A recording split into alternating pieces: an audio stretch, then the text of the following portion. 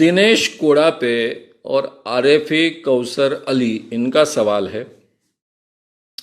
पहला सवाल है कि ये सब जो है सीएए, एनपीआर, एनसीआर, इन सब की हमारे देश में आवश्यकता है क्या? और दूसरा,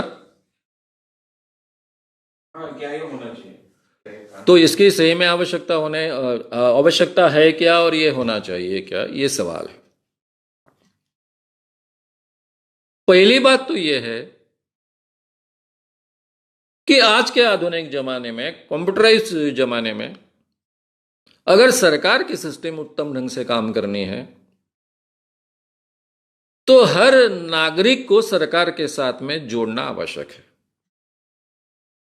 इसके बारे में दो राय नहीं है। यानी भाई, आप इस देश में रहते हो, कब से रहते हो, इसकी जानकारी सरकार के पास होनी आवश्यक है। पूरे दुनिया में ऐसा होता है। हम उस बारे में बहुत पिछड़े हुए हैं। आधार ये उसके क्षेत्र में पहला अच्छा कदम था। आधार में बहुत बड़े पैमाने पर व्यापक तरीके से जनता की जानकारी इकट्ठा हुई, लेकिन कुछ कानूनन दिक्कतें आई, इसलिए आधार सबको कंपलसरी नहीं कर पाए। कोर्ट के बार बार उसी ढंग के निर्णय आए।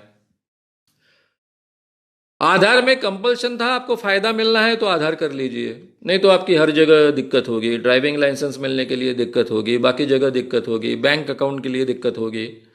लेकिन जिन लोगों को ड्राइविंग लाइसेंस भी प्राप्त करना नहीं है, बैंक अकाउंट भी प्राप्त करना नहीं है, राशन भी प्राप्त करना नहीं है, उसको आधार की जरूरत भी नहीं है, तो वो नहीं निकालेगा आधार, तो ठीक है, मत निकालिए। तो उनकी जानकारी बच जाती है। सरकार जब कोई भी नियोजन करता है तो नियोजन करने के बाद में किस तबके के लिए क्या करना है, इसके लिए जानकारी इकट्ठा करना काम तो सेंसस करता था।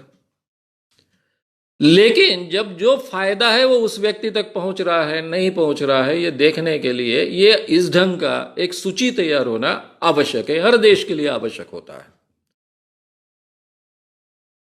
तो आधार को ही अगर हम ज्यादा व्यापक बनाएं तो वही एक नागरिकता का आधार हो सकता है ना।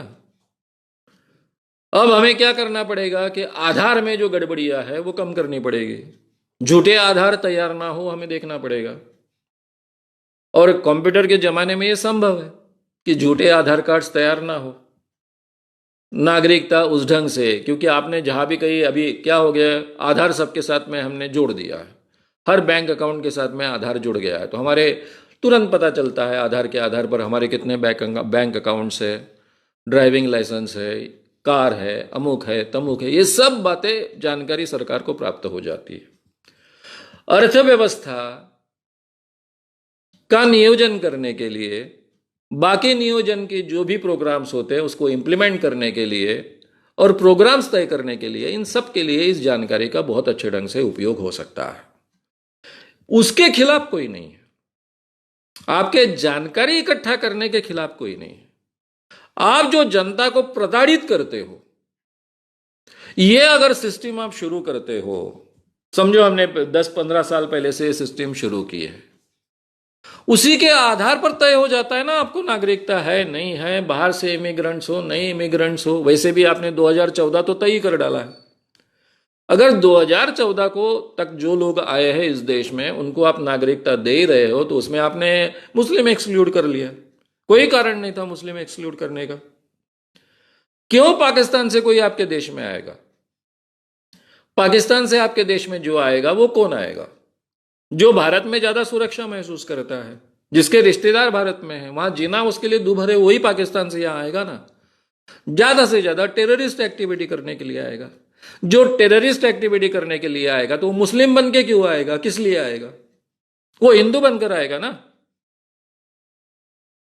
तो आपने मुस्लिम को एक्सक्लूड कर क्या फायदा किया? कोई फायदा नहीं हुआ। नागरिकता देना है नहीं देना है ये आपका अधिकार है, भारत सरकार का अधिकार है। आपने अभी तक तो बौद्धों को जो आए हैं तिब्बत से अभी तक नागरिकता नहीं दी है।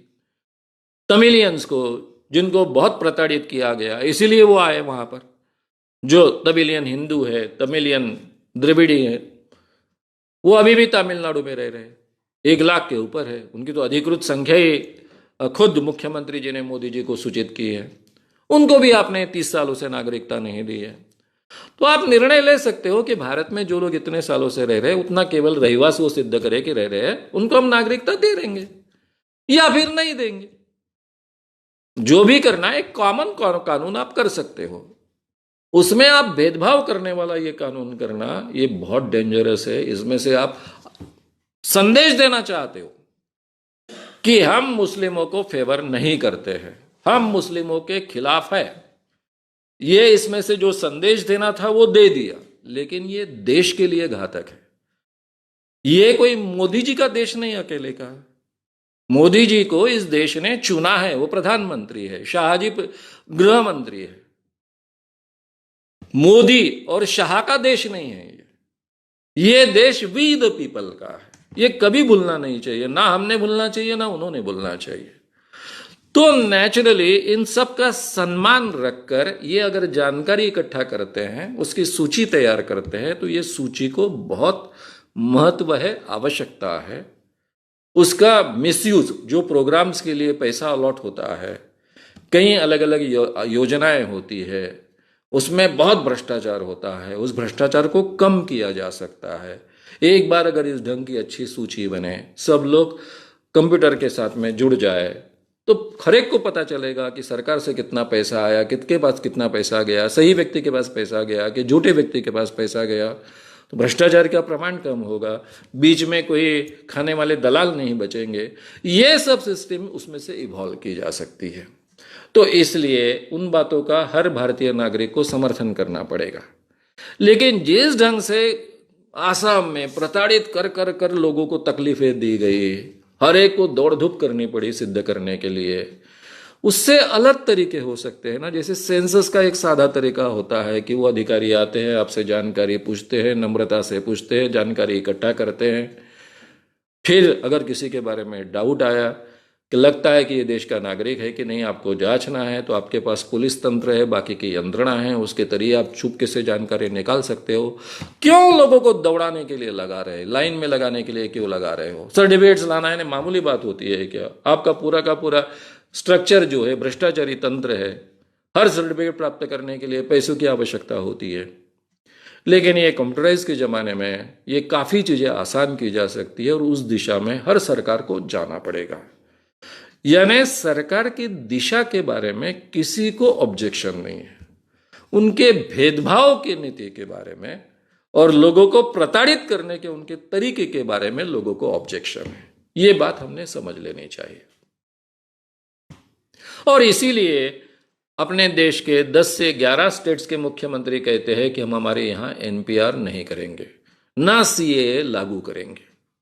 ये इसलिए कह रहे हैं क्योंकि इसमें सरकार की मंशा के साथ में वो जाना नहीं चाहते। पूरी सरकारी तंत्र यही काम में जुड़ जाएंगे। क्यों इसी काम में जुड़ जाना है?